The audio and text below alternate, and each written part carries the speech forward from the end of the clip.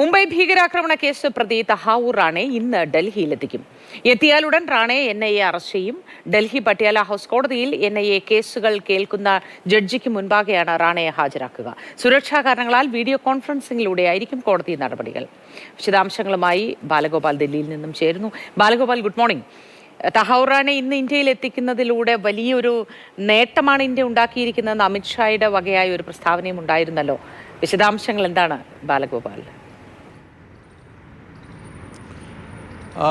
Moti, good morning. ഇന്ന് ഉച്ചയ്ക്ക് മുമ്പ് തഹാവൂർ റാണെ ഡൽഹിയിൽ എത്തിക്കുമെന്നാണ് അറിയിച്ചിട്ടുള്ളത്. തഹാവൂർ റാണയുമായുള്ള വഹിച്ചുകൊണ്ടുള്ള പ്രത്യേക വിമാനം അമേരിക്കയിൽ നിന്ന് ഇന്നലെ തിരിച്ചിട്ടുണ്ട്. അത് ഇന്ന് ഉച്ചയ്ക്ക് മുമ്പ് തന്നെ ഡൽഹിയിൽ എത്തുമെന്നാണ് അറിയിച്ചിട്ടുള്ളത്. ഡൽഹിയിൽ എത്തിയാൽ ഉടൻ തന്നെ തഹാവൂർ റാണയെ NIA ആസ്ഥാനത്തേക്ക് കൊണ്ടുപോകുന്നതായിരിക്കും. അവിടെ അദ്ദേഹത്തിൻ്റെ അറസ്റ്റ് രേഖപ്പെടുത്തുക എന്നതാണ് ആദ്യ നടപടിക്രമമായി ഉള്ളത്. തുടർന്ന് തഹാവൂർ റാണയെ ഡൽഹിയിലെ പട്യാല ഹൗസ് കോടതിയിൽ ഈ NIA കേസുകൾ കേൾക്കുന്ന പ്രത്യേക കോടതിയിൽ ഹാജരാക്കുന്നതായിരിക്കും.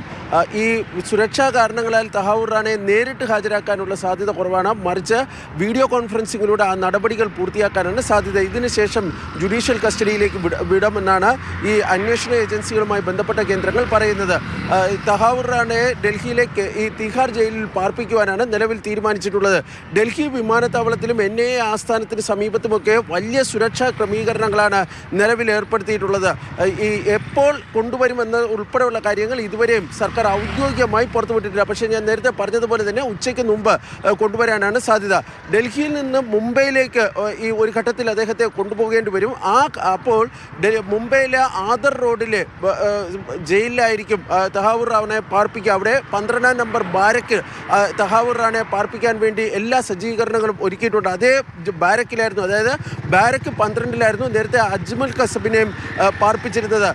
NIA ആയിരിക്കും തഹാവൂർ റാണയെ ആദ്യം ചോദ്യം ചെയ്യുക. തുടർന്ന് മറ്റ് ഏജൻസികളും അദ്ദേഹത്തെ ചോദ്യം ചെയ്യുമെന്നാണ് വ്യക്തമാക്കുന്നത്. ഇതിനിടെ കേന്ദ്ര ആഭ്യന്തര മന്ത്രാലയം ഈ തഹാവൂർ റാണയ്ക്കെതിരായ കേസുകൾ കൈകാര്യം ചെയ്യുന്ന അല്ലെങ്കിൽ അതുമായി ബന്ധപ്പെട്ട കോടതികൾ ഹാജരാകുന്നതിന് ഒരു സ്പെഷ്യൽ പബ്ലിക് പ്രോസിക്യൂട്ടറെ നിയമിച്ചുകൊണ്ട് ഇന്നലെ രാത്രി ഒരു വിജ്ഞാപനം പുറപ്പെടുവിച്ചിട്ടുണ്ട്.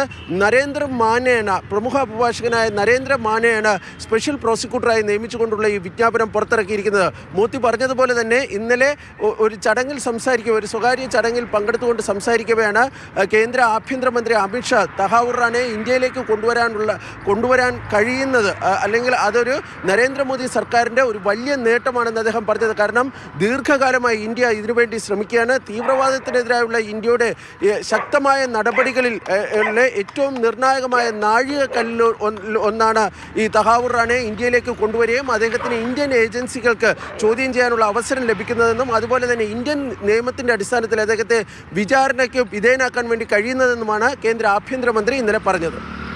ശരി ബാലഗോപാൽ.